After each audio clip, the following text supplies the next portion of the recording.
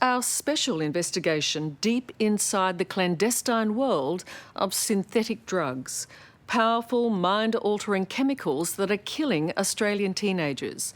It's our next drug crisis, a wave of destruction the experts say will be bigger and more devastating than the ice epidemic. Rod Bridge is one such expert, but not by choice. Rod lost his teenage son Preston to a synthetic drug 2.5 years ago. It set the devastated father on a quest to find out where these deadly designer drugs were coming from.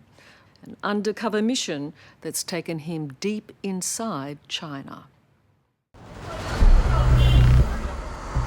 Well, yeah, I'm a little bit concerned about this one. You know, you're dealing with people that you don't know much about, so. Rod Bridge is on an extraordinary mission. This grieving dad is in China, posing as an Australian crime boss. Yeah, okay, this is the place here. Just do it again. First building, that's where we've got to go to. Venturing into the heart of China's deadly synthetic drug trade. Hello, Amy. Oh, hello. It's Rodney, how are you? Where are you now? Yeah, we're in the car park. Rod is stepping into a sinister and dangerous world. I don't want to be seen looking back. Claiming to be a major drug trafficker, cashed up and ready to buy big volumes of designer drugs. Okay, yeah, so what have we got? Including 2,5-I-N-Bomi, the deadly substance that ended the life of his 16-year-old son, Preston. Now, what's the price of 2,5-I? You want this one? 2,5-I, yeah. They don't know who you are. Wouldn't have a clue, no. They're not the slightest bit concerned. Most probably concerned about how much money I had, I suppose, but that's about it. Price On that one, yeah. Okay. About $6,300. A kilo bag of crystals will be worth upwards of $1 million by the time it's smuggled into Australia, diluted onto paper blotters and sold to unsuspecting kids as LSD.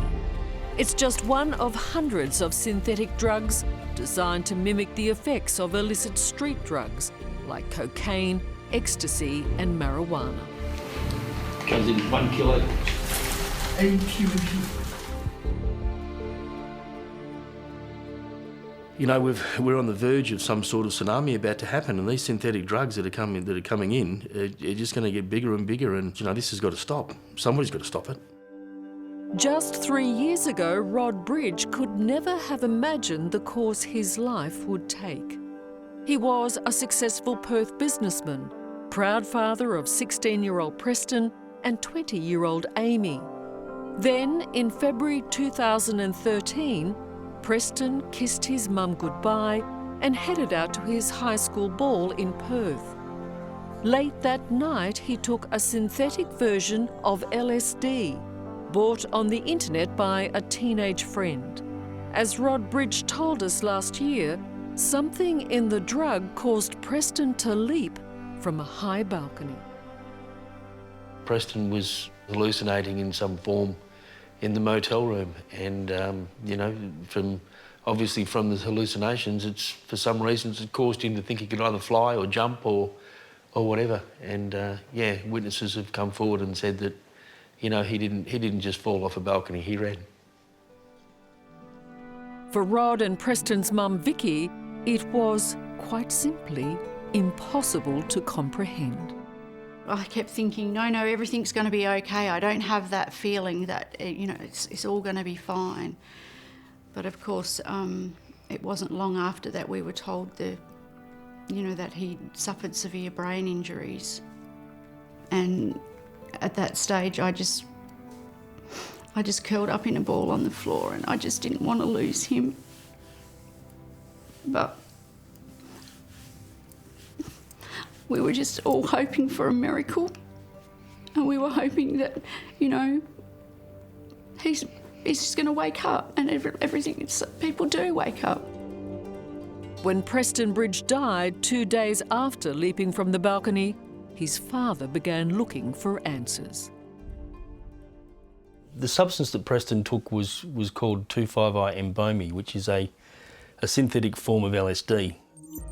2,5-N-Bomi is a synthetic drug that mimics LSD and causes hallucinations so powerful that Preston and other victims, like Sydney schoolboy Henry Kwan, believed they could fly. Dangerous does not begin to describe it. N-Bomi is 60 times more potent than normal LSD. 60. Yeah. Tyrone Edwards is the chief scientist at SafeWork Laboratories and specialises in testing for synthetic drugs. We've got a new one here and it looks a bit different than the others. So He's horrified at how quickly these drugs have flooded the market in Australia. Extremely scary. After you've dealt with cannabis, cocaine, ecstasy, and you think, yeah, there's an ice epidemic, you know, this will be worse. That's a statement. Yeah, it will be worse with some of these chemicals. You know, reports in America of a person chewing off someone's face while on it. Now, you know, that's mind-altering to the X degree. It's unbelievable. The cops are losing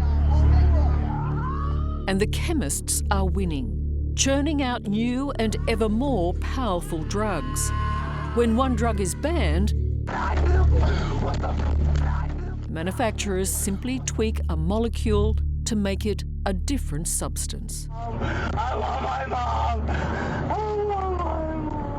They're easy to get, they're cheap, they're more potent.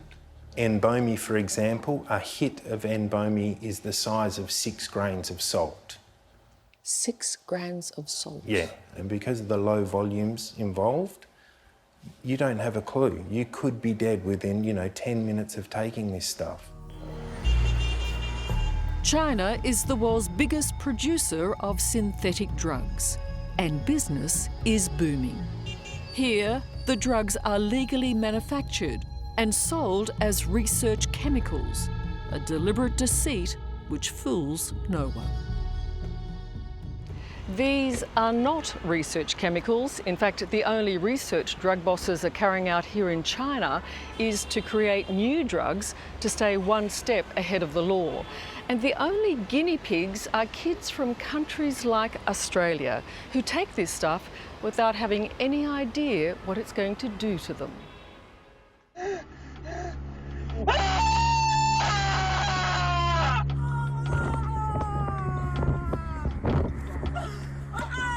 You can take these drugs, but once you take them, it's not you anymore. Tell me what your name is?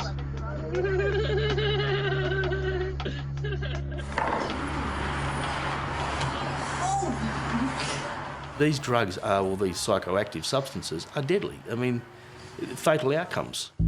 Under an assumed name, Rod makes contact with suppliers advertising online. Cheap and high quality 2,5-N-Bomi. The price is $6,100. And discovers some are so keen to do business, they're willing to meet him personally if he comes to China. You should be back in 4 days. Rob believes it's something he has to do. His daughter Amy is not so sure. After losing Preston, it's a bit like a separation anxiety, especially when he's putting himself in danger. It's very worrying. What was Dad's reasoning for doing it? You know, he's on a mission, and I support him 100% on that. But nonetheless, a dangerous assignment. Yes, very dangerous. Rod's starting point is Hefei, a provincial capital 3 hours by train from Shanghai and home to many of China's biggest synthetic drug traffickers. Rod is making connections in Hefei's drug underworld. The so-called research chemical industry may still be technically legal in China, but the suppliers know the authorities could crack down at any moment. So they like to stay in the shadows. 1, 2, 3, go! 我在这儿等着你们。 But one major figure in Hefei's research chemical trade, a man he knows only as the boss, is keen to impress Rod and takes him out on the town. It's the break Rod's been looking for. I want to try and establish how these products come into the country, because if we do stop those drugs coming in, then we've got half a chance. This pen is your microphone. Rod's cover story is that he wants to show his business partner, actually a 60 Minutes producer, but you've got to press it again to actually record, that the drugs can be safely shipped to Australia without detection. Well, yeah, I'm a little bit concerned about this one, but anyway, a bit nervous, but we'll see how we go with it. You know, you're dealing with people that you don't know much about, so. For them, you're a potentially big buyer. Yes, very, very big, and and from a country that's purchasing large quantities now. The drug suppliers are wary. Rod is instructed to arrive outside a gated compound on a street in Hefei. Yeah, it's in there. Okay. Yeah, okay, keep going. And then call a number he's been given. Yes, hello. Is Peng Lee there, please? Hello? We should just walk up there. He could have left the office to come downstairs knowing it was me. Okay. Yeah? Okay, let's go. Coming up, inside the drug cartels. Do you supply much to Australia now? Face to face with the kingpins. 100 kilos. 200 kilograms. But this risky business is about to get dangerous. I think we better get out of here. That's next on 60 Minutes.